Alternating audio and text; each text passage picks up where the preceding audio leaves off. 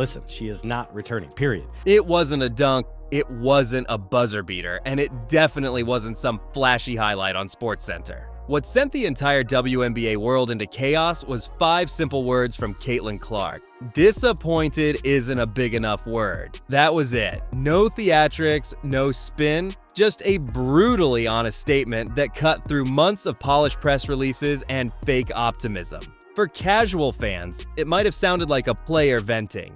But for the people who've been paying attention, who've seen her shoved to the ground, ignored by refs, patched up only to be pushed back onto the court, it was confirmation of every fear they've been carrying. This wasn't just about an injury. This was about betrayal. And betrayal has a way of flipping the whole story upside down. Because when fans feel like they've been lied to, they don't just shrug it off. They get angry.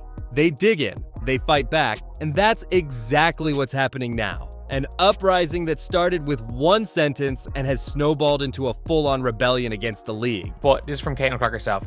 I'd hope to share a better update, but I will not be returning to play this season. I spent hours in the gym every day with the singular goal of getting back out there. Disappointed isn't a big enough word to describe how I'm feeling. I want to thank everyone who has had my back through all this uncertainty. This has been incredibly frustrating, but even in the bad, there is good. And the way the fans continue to show up for me and for the Fever brought me so much joy and important perspective. I'm so proud of how this team has only gotten stronger through adversity this year.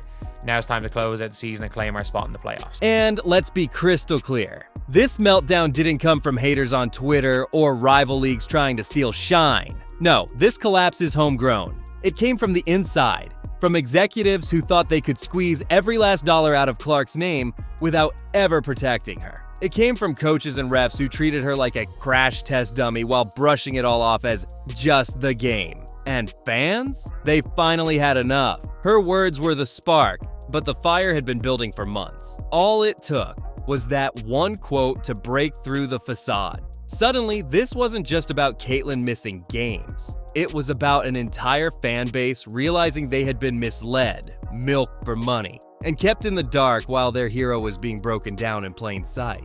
The question isn't why the WNBA is unraveling. The question is how the league thought they'd get away with it for this long. Fans didn't hear Clark giving some casual injury update. They heard the truth finally spill out after months of carefully crafted lies. They'd been force-fed the same vague reports day to day. Minor setback, she'll be fine. While they watched her limp through games, covered in bruises, clearly not right. They didn't need a medical degree to see she was being rushed back game after game just to keep ticket sales booming. And then she said it. That single sentence. And suddenly the whole picture came into focus. This wasn't bad luck. This wasn't just an athlete pushing through pain. This was the league and the team gambling with their superstar's body for profit. That's why her words detonated like a bomb across social media. Because for the fans, it wasn't just Clark who was disappointed. It was all of them. Every ignored foul, every empty press update, every time she was shoved to the floor with no whistle, it all came crashing back. What they heard wasn't disappointment. What they heard was betrayal. Almost overnight, the story flipped. This wasn't about rehab schedules or missed games anymore. This was about broken trust. Fans who once defended the league were suddenly calling it out with fury, blasting executives, refs, and even team officials by name. Social media turned into a battlefield. Hashtags trending, videos of Clark's uncalled fouls racking up millions of views, and comment sections filled with fans saying exactly what the league didn't want to hear. You failed her. For the first time in months, the WNBA wasn't in charge of the story. The fans were, and they weren't pulling punches. Every ignored injury, every vague day-to-day update, every smile from the front office now looked like a cover-up. Clark's sentence wasn't just a vent, it was the rallying cry that united angry fans into one loud voice. But here's the truth. The anger didn't start with her press conference. It had been simmering from day one of her career.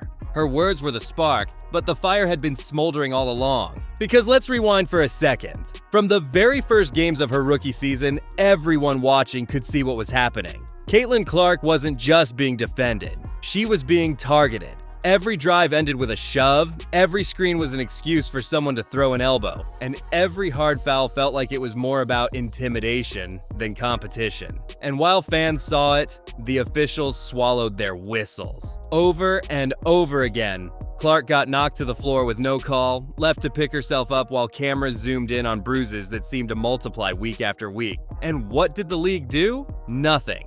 No warnings, no discipline. Not even a token statement.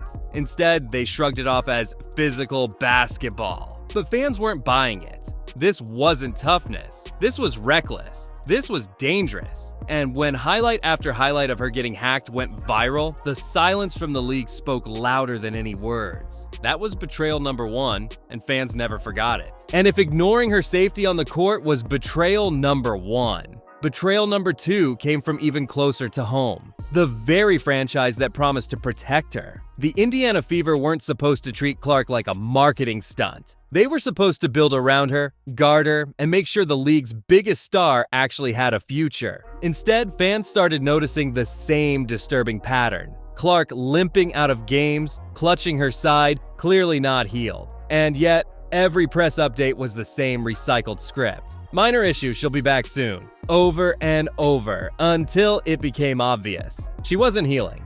She was being rushed back for ticket sales, for ratings, for quick money, and when the season ended with Clark finally breaking down, fans snapped. They named names. They pointed straight at the front office, Stephanie White, Amber Cox, Kelly Krauskopf, and accused them of gambling with Clark's career. This wasn't just bad management. To fans, it was exploitation. And once that trust was broken, it wasn't coming back. To the fans, those names in the Fever front office stopped being just job titles. They became villains. Every vague press conference, every fake smile, every empty promise that Clark was almost ready. It all looked like a scam in hindsight. They weren't protecting her. They were protecting the revenue stream she created. Ticket sales spiked when she was on the floor, TV ratings doubled, merch flew off the shelves. So instead of shutting her down and saving her career, they shoved her back into the fire for one more payday.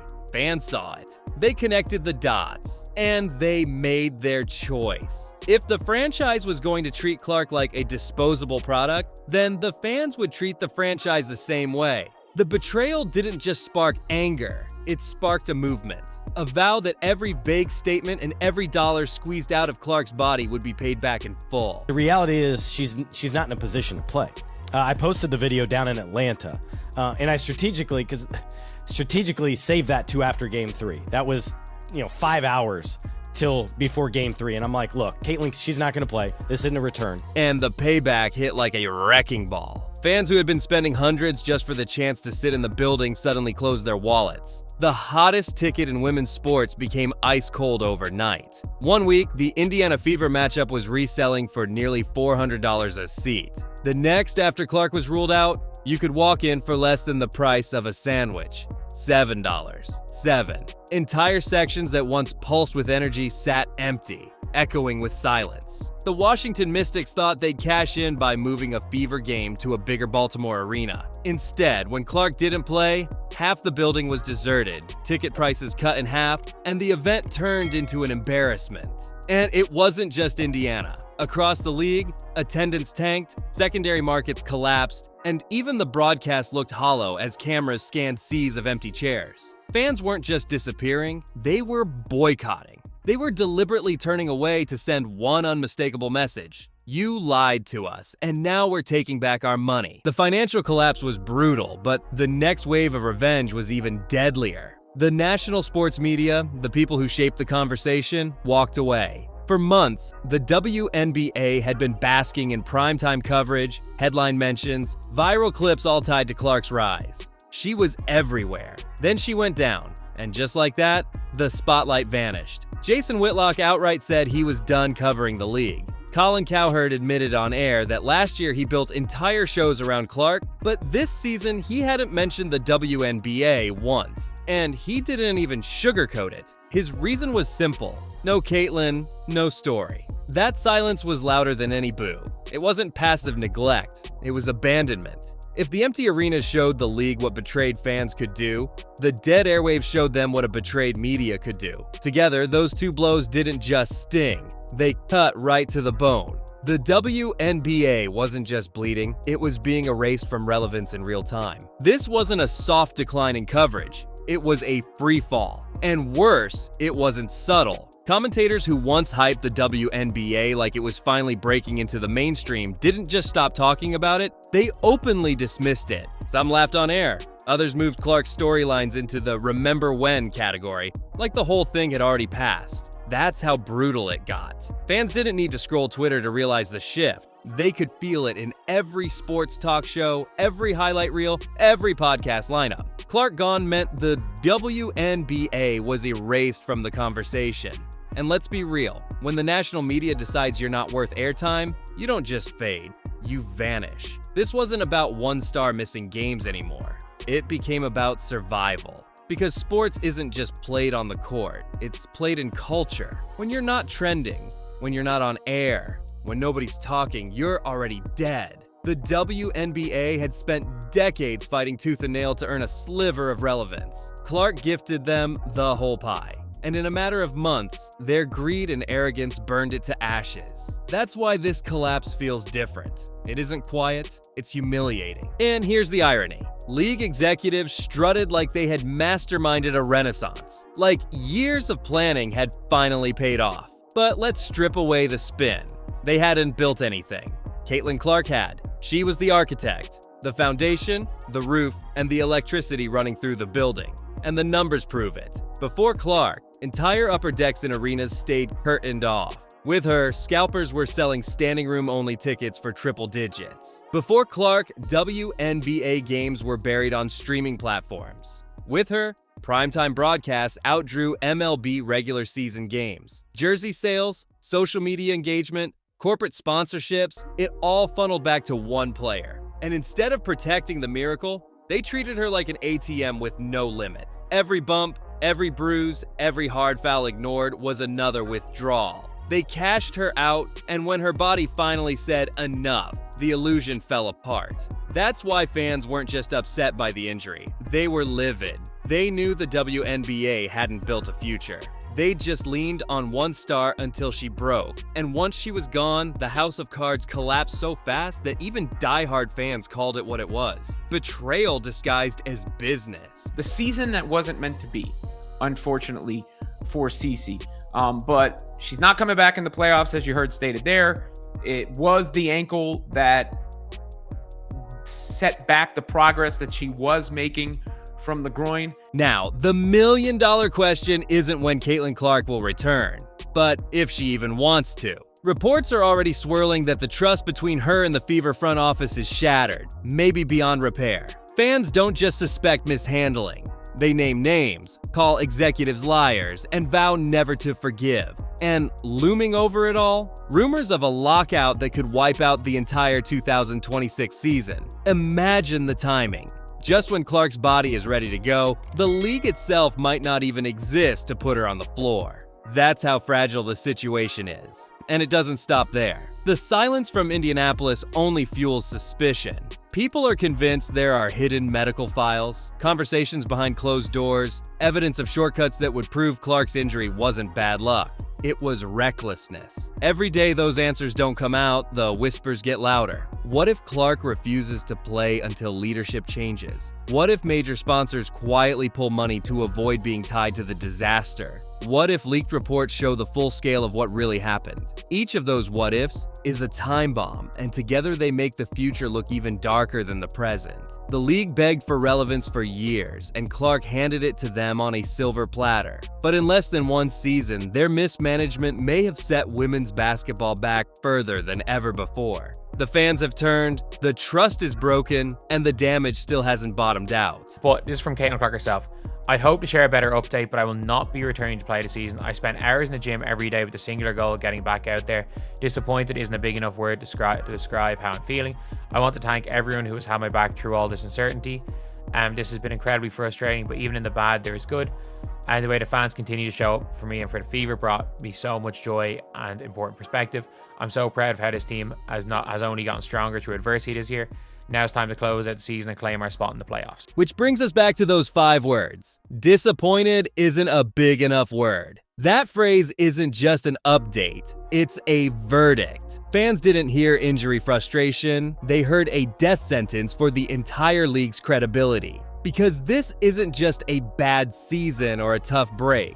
This is a cautionary tale written in real time. The WNBA was gifted the kind of once-in-a-generation superstar every league dreams about. And instead of building around her, they gambled with her health, silenced her concerns, and milked her for short-term profit. The fallout is everywhere. Arenas that used to roar with sold-out crowds now echo with silence. Tickets that once cost hundreds now go for pocket change. Media outlets that couldn't stop running her highlights now refuse to mention the league at all. And fans who once screamed her name in packed arenas have weaponized their wallets, turning financial support into financial revenge. This isn't bad luck, it's self-destruction. And here's the chilling part. The collapse might not even be finished, because the final card belongs to Caitlin Clark. If she decides to return, maybe there's still hope. If she decides to walk away, whether to Europe, to golf, or just to protect her own body, then the obituary writes itself. That's the nightmare the league won't say out loud.